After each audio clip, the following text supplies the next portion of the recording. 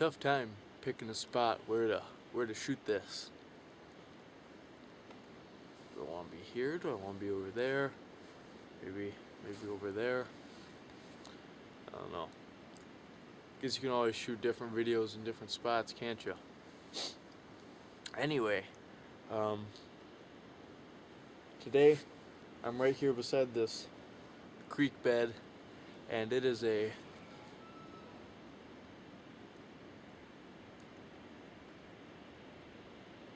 trees are squeaking. And it is a roasty toasty 16 degrees here in central Wisconsin. See my breath, maybe. I don't know if you can catch that on camera. But the sun's out. There's not a cloud in the sky. I don't think there's a single person in here. So, get the whole place to ourselves, just the way I like it. And we got this river, well, creek. So, with it being 16 degrees as it is, and with there being a river right here, I feel it only necessary to cover one fire kit for today. So, stick around, let's see what we got in this thing.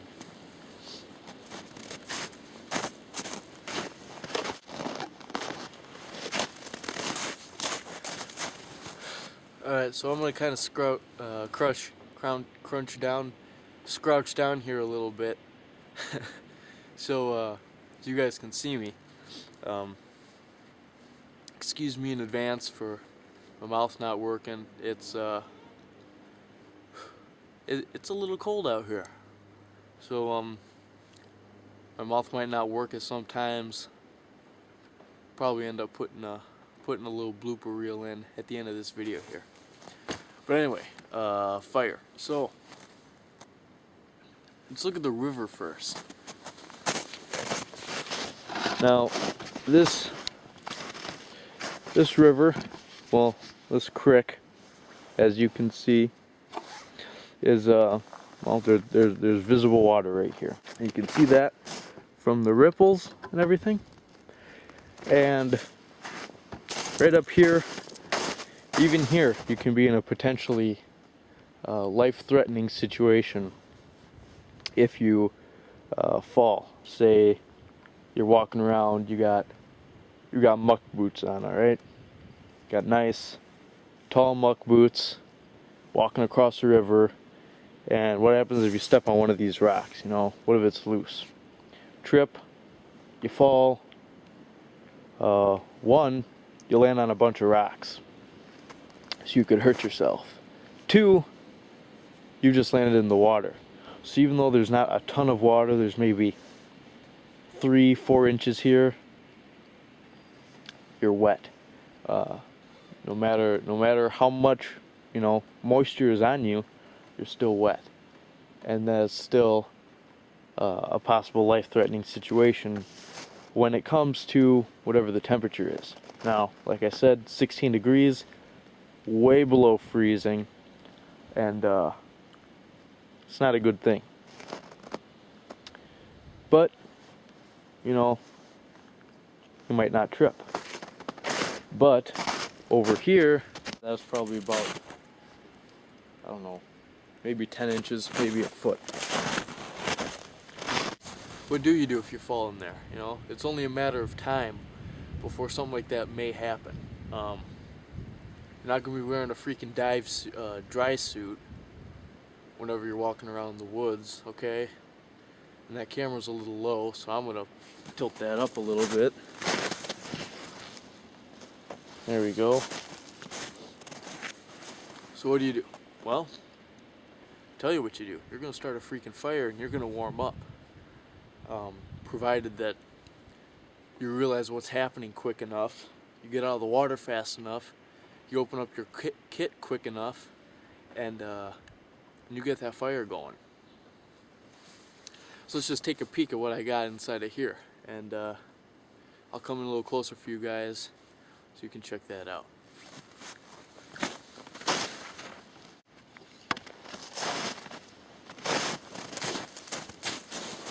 Alright guys, so got my hat here. I guess I'll just put that on.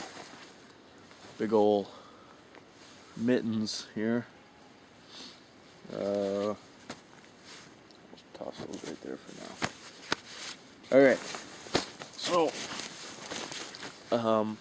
when looking at necessary items, they should be close to you. Okay, they should be easy to access, and preferably they should be on you. But you know, maybe you don't have it on you, and that's not a dangerous thing. We should talk about belt pouches in another video, and possible pouches in another video. But your fire capability should be close at hand. And for me, I got a jacket and a tarp right here, just in case it's a little bit colder than I anticipated, or starts raining or sleeting or something. I got that right there. First line of defense. If I can protect myself from that, then I don't have to worry about getting a fire going. But should the need arise where that doesn't happen, I on this rocket pack here, in the lid, there's a pocket right here. So I'm gonna turn this back around for you. Right here, there's a pocket. I got the zipper marked off with a piece of blaze orange paracord here. Open that up, and the first thing that's there is my fire kit. Now, what other things are in there? Well, there's a first aid kit, and there's one other thing that I was just playing around with, but I'm not gonna worry about that. So, right there, very accessible. Toss this back around. All right. So here we got just an Altoids tin. We got 2 Ranger bands on the outside of it. All right.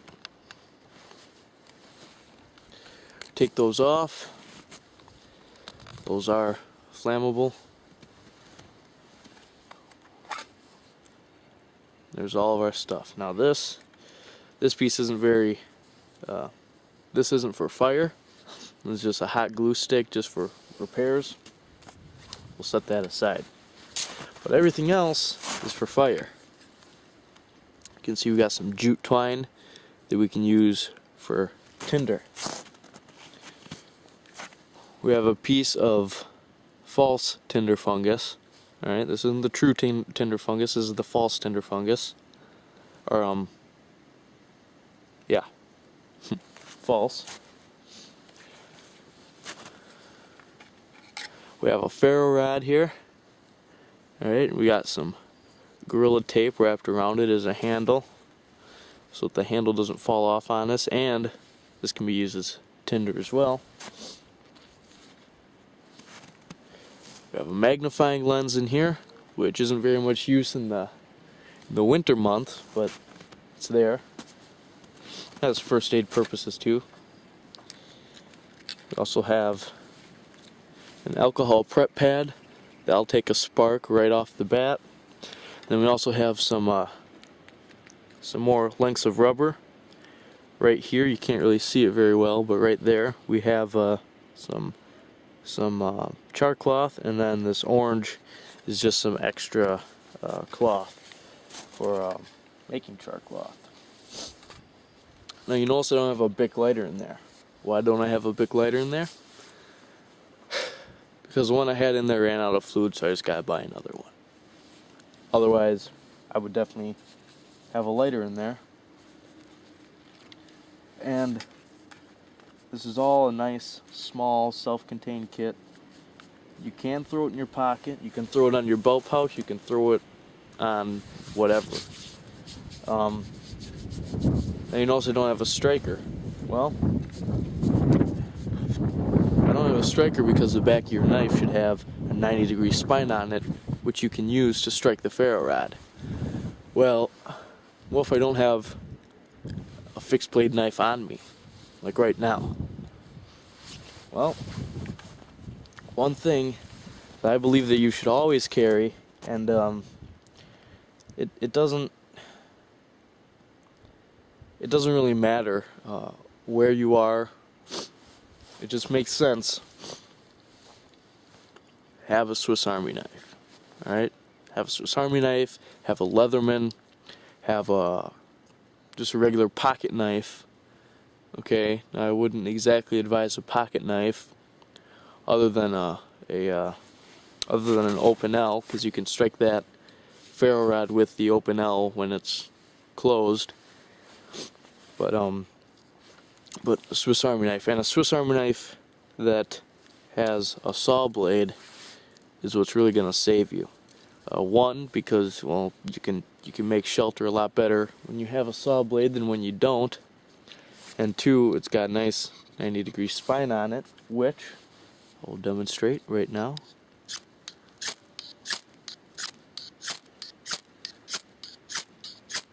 Alright, and that's without any effort either. I was just dragging it right across there, and I was getting some good sparks. Now, I can push down a little bit harder, but you don't want to really bear down on it like you would with a fixed blade knife, because this isn't fixed. And if you have it, if you're striking out here, you bear down, well, that thing's gonna close just like that. And it's going to close down on your hand, and then you're going to have a bunch of tiny little holes in your hand. Now if you come up a little bit closer, you can bear down on it pretty good. And these sparks that are being thrown off are hitting the snow, and they're staying there for about a second or two before they're going down. But so yeah, that's why I don't have a striker, because the knife should be able to strike your ferro rod, and even if you don't have a fixed blade knife, you should always have one of these.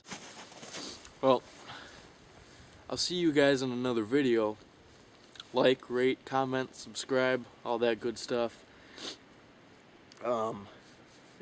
Send me a PM if you want. If you're curious about anything, if you're curious about the bag, if you're curious on what I have in it, if you're curious on what I'm wearing, if you have any questions on the Swiss Army knife, if whatever. Feel free, ask me any questions you got. See you on the next one, guys. Thank you.